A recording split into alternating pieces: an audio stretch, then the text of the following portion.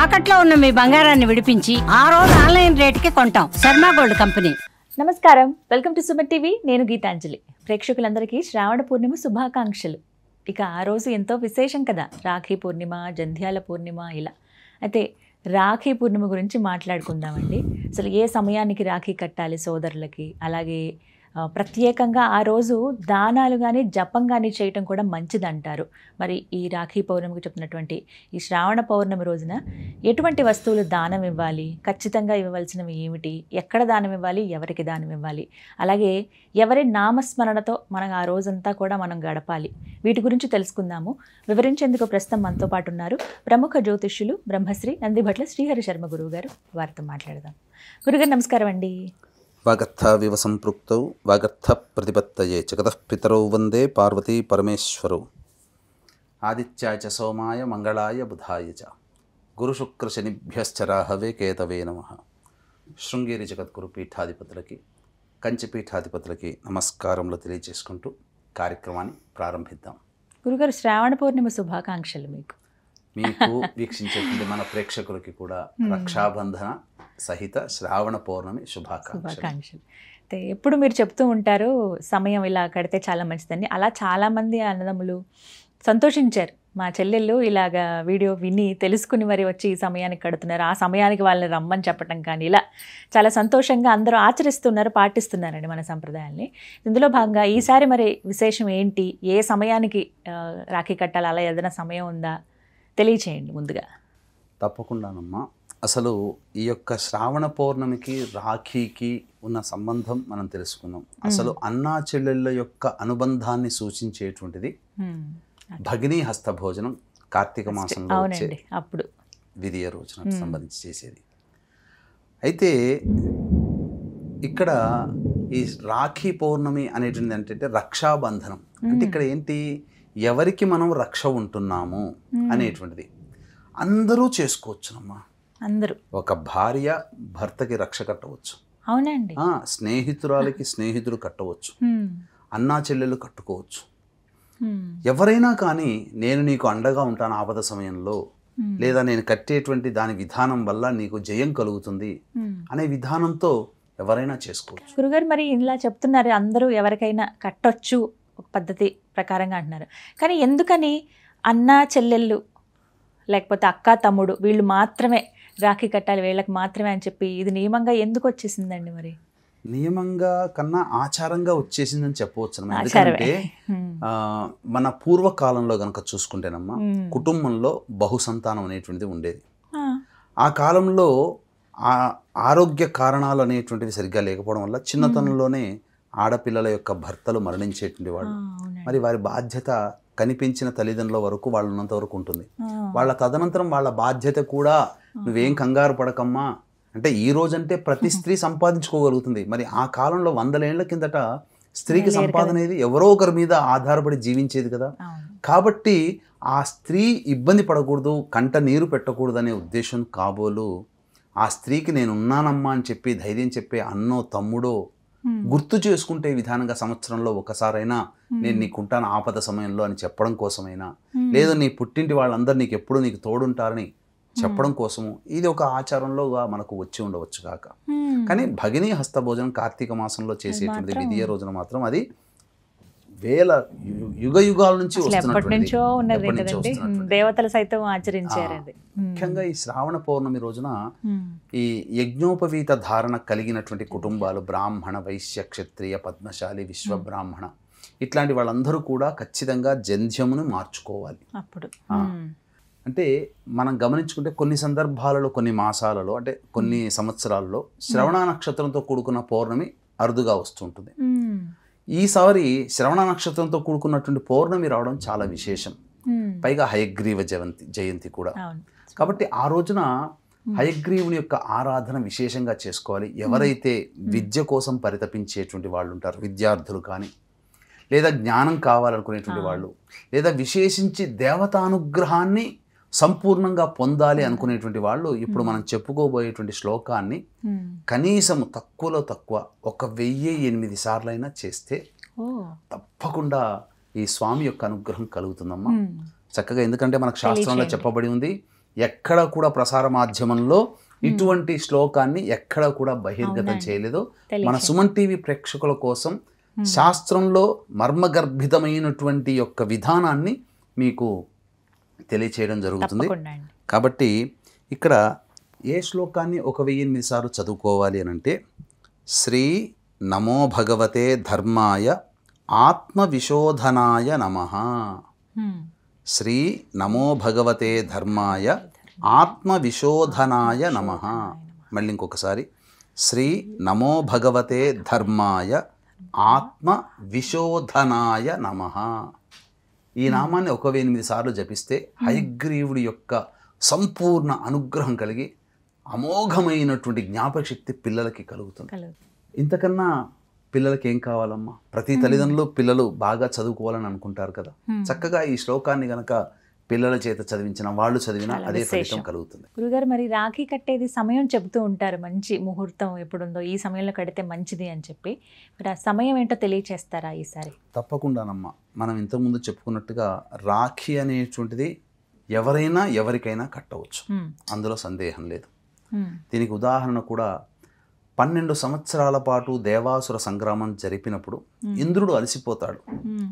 అలసిపోయినప్పుడు శచీదేవి ఆ రోజున శ్రావణ చతుర్దశి, మీరేమీ కంగారు పడకండి, మీకు నేను రక్షగా నేను దైవానుగ్రహాన్ని మీకు అందిస్తాను అని చెప్పి, ఈరోజు శ్రావణ చతుర్దశి, రేపు శ్రావణ పౌర్ణమి, నేను మీకు పూజ చేసినటువంటి రక్ష కడతాను, తద్వారా దైవబలంతో మీరు అసురుల మీద మీరు విజయాన్ని పొందుతారని చెప్పి ఆ యొక్క విధి విధానముగా రక్ష అనేటువంటిది ఆవిడ ఇంద్రుడికి కట్టింది శ్రావణ పౌర్ణమి రోజున. అయితే ఆ కట్టినటువంటి దారభ్యత అసురుల మీద విజయాన్ని పొందడం జరిగింది. కట్టేటప్పుడు కూడా శ్లోకము అప్పుడు ఏం చదువుకొని చేసింది అని అంటే, ఏన బద్ధో బలీరాజా దానవేంద్రో మహాబలః తేనత్వా మనుబధ్నామి రక్షే మాచల మాచల. అంటే ఏ యొక్క రక్ష అయితే బలి యొక్క శక్తిని నిలువరించిందో అటువంటి శక్తి నా యొక్క భర్త అందుకోవాలి, విజయాన్ని పొందాలి అనే మంత్రం చదువుకుంటూ ఆ విధంగా శచీదేవి రక్ష కట్టింది. అయితే దీనికంటూ కొన్ని నియమాలు ఉన్నాయి. చాలామంది చేసేటువంటి తప్పేంటనంటే, ఈ రోజున పూర్వకాలంలో ఒకప్పుడు కేవలం నా చిన్నతనంలో నాకు తెలిసి చిన్న దారపు గుళ్ళులాగా ఉండేవి, అదే మాకు తెలుసు. కానీ రాను రాను కాలక్రమంలో ప్లాస్టిక్ అన్ని రకాలు వచ్చాయి. సో ఇది కట్టుకోండి, నేను ప్లాస్టిక్వి కానీ లేకపోతే ఇంకా ఆనందంగా అందరికి గొప్పగా కనిపించడానికి వస్తాయి, కట్టుకోవచ్చు, అదొకటి పెట్టుకొని శాస్త్రం ప్రకారము ఒక విధానాన్ని మాత్రం అనుసరించాలమ్మా.